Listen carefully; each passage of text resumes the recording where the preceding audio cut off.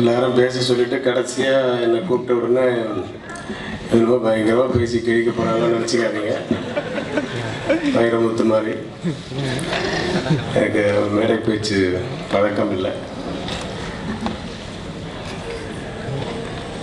இன்று காதலர் தினம்.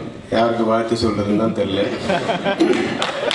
அஃப்கோர்ஸ் ஒய்ஃபுக்கு பல வருஷமாக சொல்லிட்டு இருக்கோம். பட் என்னை பொறுத்த வரைக்கும் இன்னைக்கு வந்து எனக்கு லவர்ஸ் டே இல்லை, மதர்ஸ் டே. ஏன்னா எங்கள் அம்மாவோட பிறந்த நாள் இன்னைக்கு.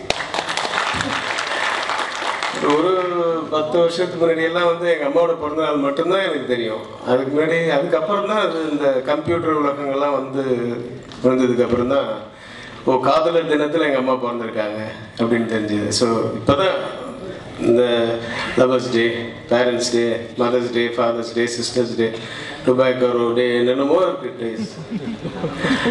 எனக்கு தெரிஞ்ச சினிமாக்காரங்களுக்கு ஏதாவது டே இருக்கான்னு தெரியல. ஃபிலிம் மேக்கர்ஸ் டேன்னு ஒன்று வைக்கலாம். அது வந்து இல்லை ஃபிலிம் மேக்கர்ஸ் டேன்னு நம்ம எல்லாம் சாதாரணமாக வச்சிட முடியாது. உலக திரை படைப்பாளிகள் தினம் அப்படின்னு வச்சா அது வந்து ஸ்ரீதர் சாரோட பிறந்த நாளில் வைக்கலாம்.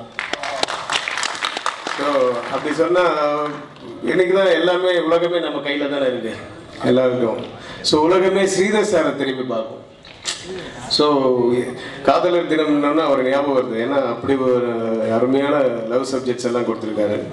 அது நெஞ்சில் ஒரு ஆலயம், ஒரு படம் போதும், ஒரு பதம் அப்படின்னு. ஸோ இந்த காதலர் தினத்தில் இந்த விழாவிற்கு நான் இங்கே வந்திருக்கேன்னா அது வந்து சத்தியமாக எனக்கு இந்த யூத் டீமில் ஒருத்தரை கூட நேரடியாக பழக்கம் இல்லை. அஃப்கோர்ஸ் குடும்பம் எங்கள் குடும்பம் தான், சினிமா குடும்பம். பட் நேரடியாக பழக்கம் இல்லை. இருந்தாலும் நான் வந்ததுக்கு காரணம் சினிமாவின் மேல் நான் கொண்ட காதல். அப்புறம் ஒரு நண்பர் உடைய அறிமுகம், நிகில் அவருடைய வற்புறுத்தல், இதெல்லாம் தான் நான் இங்கே வந்ததுக்கு காரணம். வாழ்த்துறதுக்கு தான் வந்திருக்கேன். வாழ்க. இந்த படம் வந்து மிகப்பெரிய வெற்றி அடையணும். இந்த குழந்தைய பற்றி நிறைய பேர் சொன்னாங்க. நான் இன்னும் அந்த சாங்ஸ் எல்லாம் பார்க்கல. நம்ம கவிஞர் மாதிரி நானும் கொஞ்சம் லேட்டாக வந்துட்டேன். முடிஞ்சதுக்கப்புறம் போட்டால் கண்டிப்பாக பார்த்துட்டு போகிறேன். ஆனால் நான் ராதாமோகன் சார் பக்கத்தில் உட்காந்துருந்தார். அவர்கிட்ட நான் சொல்லிட்டு இருந்தேன், இது எங்கே இந்த பொண்ணை எங்கேயோ பார்த்த மாதிரி ஒரு ஃபீல் இருக்குது. பாருங்க, நம்ம பேசுறது தெரியுது, கேட்குது, நம்மளை பற்றி தான் பேசுகிறாங்கன்னு. அதை ரொம்ப அசால்ட்டாக தான் ரிசீவ் பண்ணுறாங்க அதெல்லாம். இதுக்கு முன்னாடி வந்து தயாரா பேசும்போது கூட அப்போ பெருமையை பேசினோன்னா பக்கத்தில் ஹீரோயினை பார்த்துட்டு அப்படிங்கிற ஒரு லுக்கு. அப்போ கூட அந்த சிரிப்பு இல்லை. ஸோ ரியாக்ஷன்ஸ் எல்லாம் எங்கேயே தெரிஞ்சுது. நான் அவர்கிட்ட சொல்லிட்டு இருந்தேன், இது அஞ்சலியில் வர அந்த குழந்தை மாதிரியே ஃபீல் ஆகுது அப்படின்னு. ஏன்னா லுக்கு வந்து பார்த்தீங்கன்னா ஏதோ ஒரு ஈர்ப்பு இருக்கு அந்த இதில், ஒரு சொக்கு இழுக்கும் அந்த கண்கள். பார்த்தீங்கன்னா சில பேர் கண்ணு பெருசாக இருக்கும், கவர்ச்சியாக இருக்கும். ஆனால் இது கண்ணு சின்னதாகவும், ஆனால் ஒரு இழுக்கும் சக்தி, ஒரு காந்த சக்தி இருக்குது அந்த குழந்தைகிட்ட. அதனால் வந்து ஹலோ தெரியுது நம்மளை பற்றி தான் பேசுகிறாங்க அப்படின்னு. ஆனால் அங்கேருந்து பார்க்கும்போது அழகான ஹீரோயின் பக்கத்தில் உட்காந்துருக்கு, அது கூட நம்ம கண்ணுக்கு தெரியல, இந்த குழந்தை தான் தெரியும். சீரியஸாக என்ன அட்ராக்ட் பண்ணுச்சு. நான் என்ன வேணால் மோகன் சார்கிட்ட கேட்டு பாருங்க. ஸோ அடுத்தது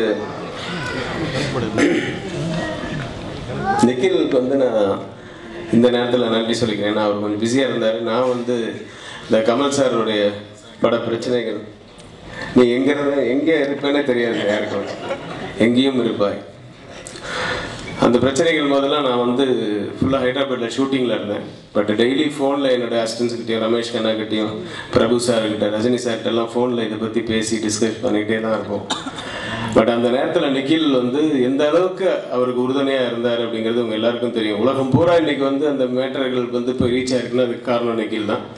ஸோ கமல் சார் சார்பாக நானும் திரையுலகம் சார்பாகவும் நான் அவருக்கு நன்றி சொல்லிக்கிறேன். ரொம்ப அழகாக ரீச் பண்ணார் எல்லா விஷயத்தையும், எல்லாத்துக்கும்.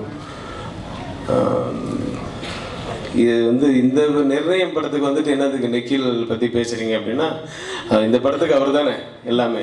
அதே மாதிரி இதையும் கொண்டு போய் ரீச் பண்ணுப்பா அப்படின்னு சொல்லாமல் சொல்கிறேன் இந்த படத்தையும். பெரியவர் சொன்னார் ஒருத்தர், இதெல்லாம் நிர்ணயிக்கப்பட்டது அப்படின்னு. ஸோ அந்த மாதிரி இந்த படத்து வெற்றியும் நிர்ணயிக்கப்பட வேண்டும் என்று எல்லாம் வல்ல ஆண்டவனை பிரார்த்தித்து வாழ்த்துகிறேன். இந்த பாடல்கள் மட்டுமல்ல, செல்வ கணேசன் அவருடைய பாடல்கள் மட்டுமல்ல, படமும் எந்தவித வழக்கும் இல்லாமல் எந்தவித தடையும் இல்லாமல் மாபெரும் வெற்றி அடைய வாழ்த்துக்கள். நன்றி, வணக்கம்.